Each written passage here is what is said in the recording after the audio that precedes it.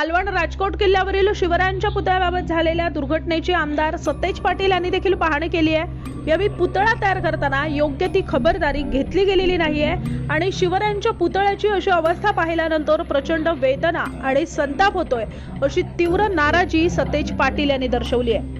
उद्घाटनाची घाई करण्यासाठी अनुभव नसलेल्या लोकांच्या हाती हे काम दिलं गेलं आणि शिवरायांच्या बाबतीत देखील हे सरकार फक्त एका इव्हेंटसाठी एवढी गडबड करतं। यासारखी दुर्दैवी बाब दुसरी कोणती नाही। त्याचप्रमाणे आपल्या देशात नेव्हीचा इतिहास हा फार वेगळाच आहे। विनाकारण नेव्हीला बदनाम करू नये।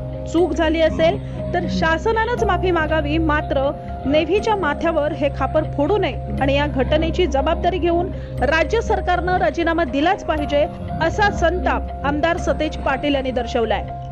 अत्यंत महाराष्ट्राच्या दृष्टीने दुर्दैवी घटना आहे आणि काल घडल्यानंतर शिवप्रेमींच्या प्रचंड असा संताप राज्यभर आणि देशभर आणि जगभरातून या ठिकाणी उमटतोय। फादर ऑफ इंडियन नेव्ही म्हणून आदरणीय छत्रपती शिवाजी महाराजांना ओळखलं जातं आणि आज त्यांच्या पूर्णाकृती पुतळ्याची अवस्था बघितल्यानंतर दुःख प्रचंड आहे, संताप प्रचंड आहे, राग प्रचंड आहे आणि योग्य ती खबरदारी घेतली नाही। हे सगळ्या एकूण प्रोसेस बघितल्यानंतर लक्षात येते की योग्य ते प्रिकॉशन घेतले गेलेले नाही, फक्त उद्घाटनाची घाई म्हणून अत्यंत अनुभव नसणाऱ्या व्यक्तिमत्वाला हे या ठिकाणी काम देण्यात आलं। अगदी कमी वेळामध्ये हे काम पूर्ण करून उद्घाटन करायचं आहे, फक्त इव्हेंट करायचं आहे। या पद्धतीचं छत्रपती शिवाजी महाराजांच्या बाबतीत देखील हे सरकार वागतंय, हे दुर्दैव आहे।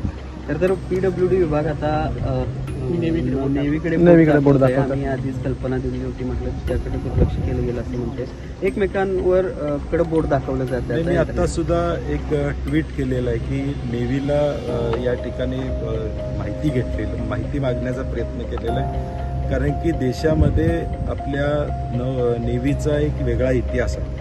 INS विक्रांत असेल, असे अनेक विमानवाहक बोट तयार करण्याची ख्याती असणारं आपलं नेव्ही आहे।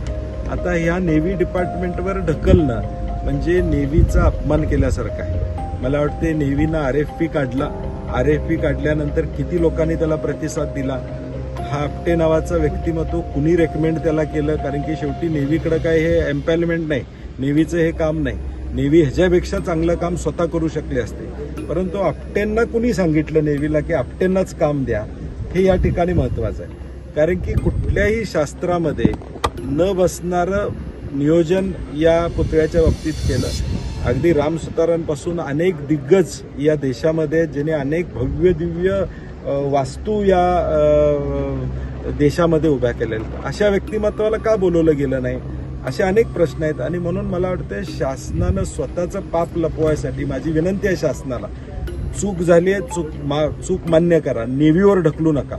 नेव्हीला एक लिगसी आहे, नेव्हीला एक इतिहास आहे। इतक्या वर्ष नौदलाच्या माध्यमातून आपलं संरक्षण देशाचं करण्याचं काम नेव्ही या ठिकाणी करते, त्याला बदनाम करण्याचं काम कृपा करून राज्य शासनानं करू नये अशी आमची अपेक्षा आहे। आपटेंना कुणी त्यांच्यापर्यंत पोहोचवलं याचा खुलासा होणं गरजेचं आहे। नेव्हीला काय माहित होतं का आपटे, त्यांनी RFP काढला, किती लोकांची माहिती त्यांच्याकडे आली। जो RFP आला आता व्हायरल झालेला आहे। आता PWDचं पत्र लगेच व्हायरल कसं होतं, RFP हा लगेच व्हायरल कसा होतो, ही माहिती सोशल मीडियावर ताबडतोब कशी मिळते, याचा अर्थ स्वतःवरचं पाप ढकलायचं काम शासन या ठिकाणी करतं। या सगळ्याला जबाबदार विद्यमान महायुतीचं शासन आहे। त्याने महाराष्ट्राची माफी मागितली पाहिजे, किंबहुना राजीनामा दिला पाहिजे। छत्रपती शिवाजी महाराजांचा अवमान करण्याचं पाप या मंडळीने केलेलं आहे। पुढे काय भूमिका असेल काँग्रेसची? नाही, काँग्रेस म्हणून आमची इच्छाच आहे की पूर्णाकृती पुतळा चांगल्या पद्धतीने या ठिकाणी उभारला जावा, सगळ्या नियमाचं पालन करून उभा राहावा आणि कदाचित छत्रपती शिवाजी महाराजांची इच्छा असेल की तो महाविकास आघाडीनंच पूर्ण करा। म्हणून उद्याच्या भविष्यकाळातली जबाबदारी महाविकास आघाडी म्हणून आमच्यावरच असेल की भव्य दिव्य स्मारक जे समुद्राला या ठिकाणी सामोरा जाईल अशा पद्धतीचं स्मारक निश्चितपणे आम्ही उभं करू।